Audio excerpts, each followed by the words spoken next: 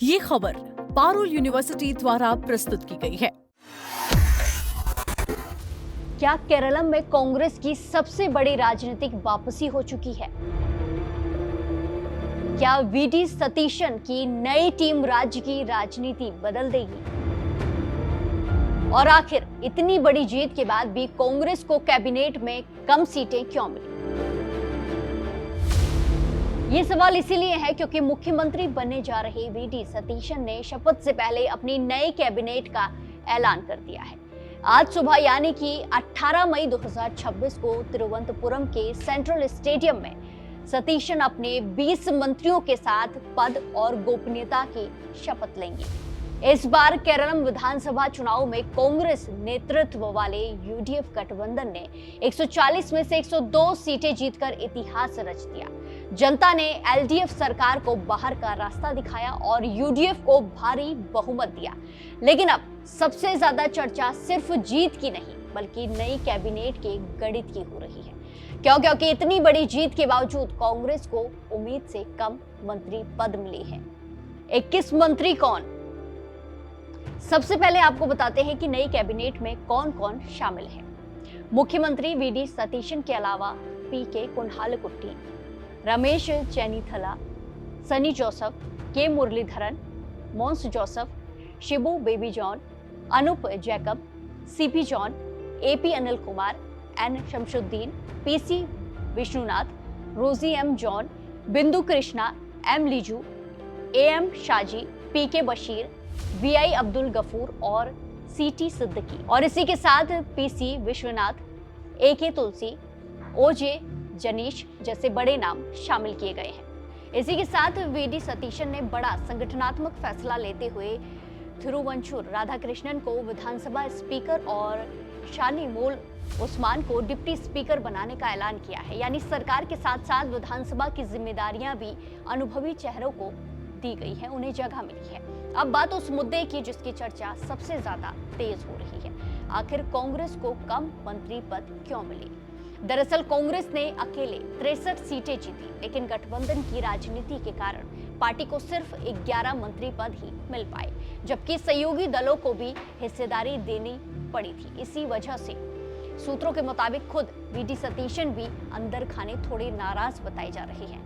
कांग्रेस के मंत्री पद की बात की जाए तो रमेश चेन्नीथला, सीपी विश्वनाथ, के मुरलीधरन, सनी जोसेफ, टी सिद्दीकी, एपी अनिल कुमार, रोजी एम जॉन, बिंदु कृष्णा, एम लीजू और ओजे जनीश और एके तुलसी को जगह मिली है। इसी के साथ यूडीएफ की सहयोगी पार्टी इंडियन यूनियन मुस्लिम लीग यानी कि आईयूएमएल को इस सरकार में 5 मंत्री पद मिले हैं। पार्टी की तरफ से पीके कुणालकुट्टी, पीके बशीर, एएम शाजी, एन शमशुद्दीन और वी अब्दुल गफूर को मंत्री पद दिया गया है।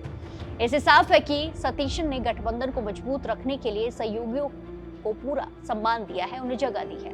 वहीं अन्य सहयोगी दलों की बात की जाए तो इसमें मोंस जोसेफ, केरल कांग्रेस जोसेफ, शिबू बेबी जॉन आरएसपी, अनूप जैकब, केरल कांग्रेस से जैकब, सीपी जॉन सीपीएम के।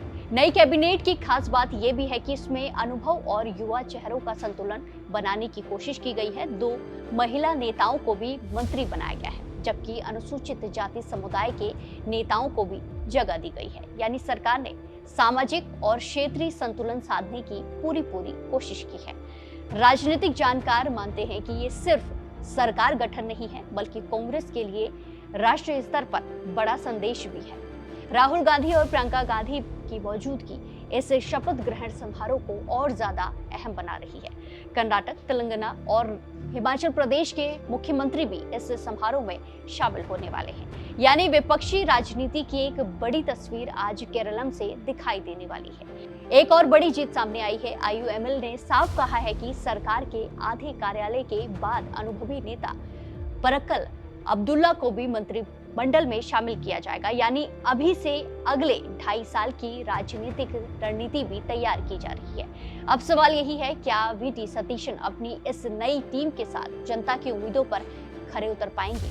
क्योंकि जनता ने सिर्फ सरकार नहीं बदली है बल्कि बदलाव की उम्मीद में भारी जनादेश दिया है। रोजगार, विकास, निवेश, महंगाई और युवाओं के पलायन जैसे मुद्दों पर अब नई सरकार की असली परीक्षा शुरू होने वाली है। फिलहाल तिरुवनंतपुरम पूरी तरह तैयार है और कुछ ही घंटों में वीडी सतीशन मुख्यमंत्री पद की शपथ लेकर केरलम में नए राजनीतिक दौर की शुरुआत करेंगे।